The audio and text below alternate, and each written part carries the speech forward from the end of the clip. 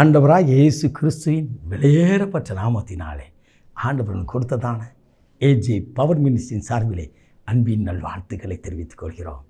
எனக்கு அருமையானவர்களே, ஒவ்வொரு நாளும் சமூக ஊடகத்தின் மூலமாக கர்த்தருடைய வார்த்தையை பகிர்ந்து கொள்ள கர்த்தர் எனக்கு கிருபை தந்திருக்கிறார். கேட்கிற உங்களுக்கும் ஆண்டவர் கிருபை கொடுப்பாராக. ஹல்லேலூயா.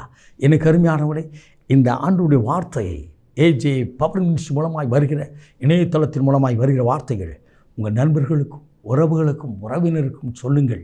இதை காணுங்கள். இதற்காக விசேஷமாக ஜெபியுங்கள். கர்த்தர் உங்களை ஆசீர்வதிப்பாராக.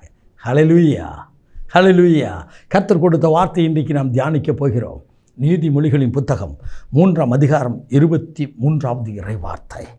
பயமின்றி நடப்பாய். இன்றைக்கு பயமின்றி அச்சமின்றி உன் வழியிலே நடப்பாய். உன் கால் ஒருபோதும் இடராது என்று ஆண்டவர் சொல்கிறார். ஆண்டவராக இயேசு பரிசுத்த ஆவியின் வல்லமையில் உங்களுக்கு கொடுக்கின்ற, எனக்கு கொடுக்கின்ற வார்த்தை, பயமின்றி உன் வழிகளில் நடப்பாய். உன் கால் இடறுவதில்லை. எனக்கு அருமையானவர்களே, பயமின்றி, பயம் பிசாசின் சரக்கு. அவன்தான் பயன்படுத்துவான்.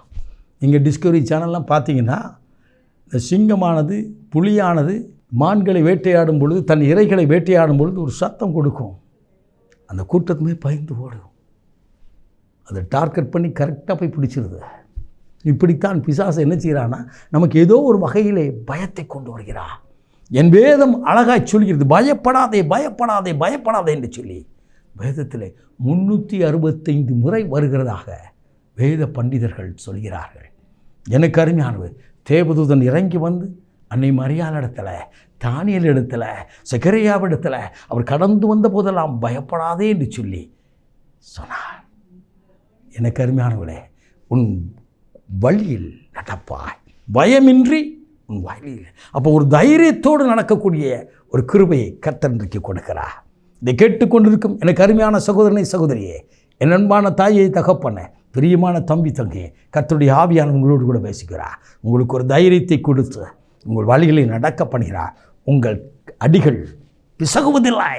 உன் வழியிலே நடப்பா. உங்களுக்கென்று ஒரு வழியை ஆயத்த பண்ணுகிற தேவன், உங்களுக்கென்று எனக்கென்று ஒரு வழியை ஆயத்த பண்ணுகிற தேவன். வழி இல்லாத இடத்திலும் வழியை உண்டாக்குவா. நீங்கள் கடந்து போகிற வழியில் இன்னொரு மனுஷன் வர முடியாது. பாருங்கள், செங்கடல் மத்தியிலே இஸ்ராயல் ஜனங்களுக்கென்றே தேவன் ஒரு வழி வாசலை திறந்தார். அடைக்கப்பட்ட வாசலை திறந்த தேவன்.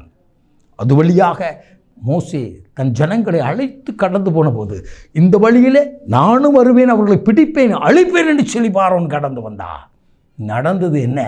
இஸ்ராயல் ஜனங்களுக்கென்றே தேவன் சமுத்திரத்தை பிளந்தவர், பாதைகளை உருவாக்கி கொடுத்தவர். அவர்கள் தன் வழியிலே நடக்க வேண்டும் என்று சொல்லி அவர்களுக்கொன்று ஒரு வழியை உண்டாக்கின தேவன் தான் நீங்களும் நானும் ஆராதிக்கிற தேவன். அவர் உயிரோடு கூட இருக்கிறார். அந்த வழியிலே இன்னொருவன் வழி நடக்க முடியாது.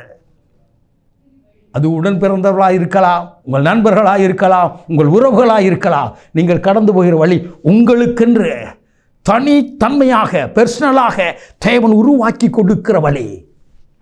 இடுக்கமான வழியிலும் நெருக்கமான பாதையிலும் கர்த்தர் கூட இருந்து நடத்துகிறவர்.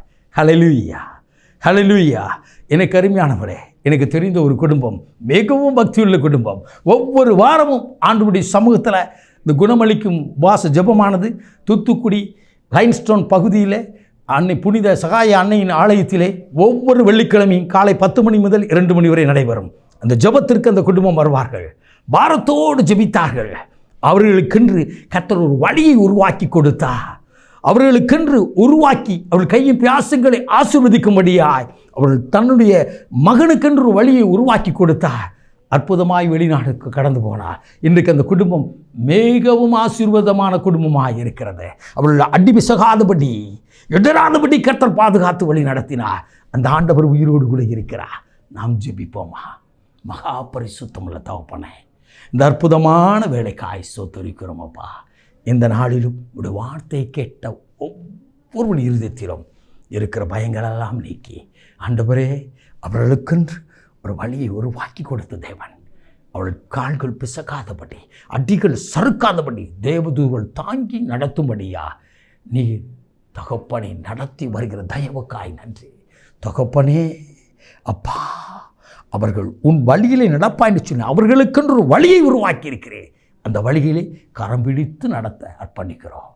ஆசீர்வதியும் அழுகச்சியும் இயேசு கிறிஸ்துவின் விலையேறப்பட்ட நாமத்தில் ஜெபிக்கிறோம் ஜீவனுள்ள நல்ல பிதாவே. ஆமென். ஆமென். God bless you.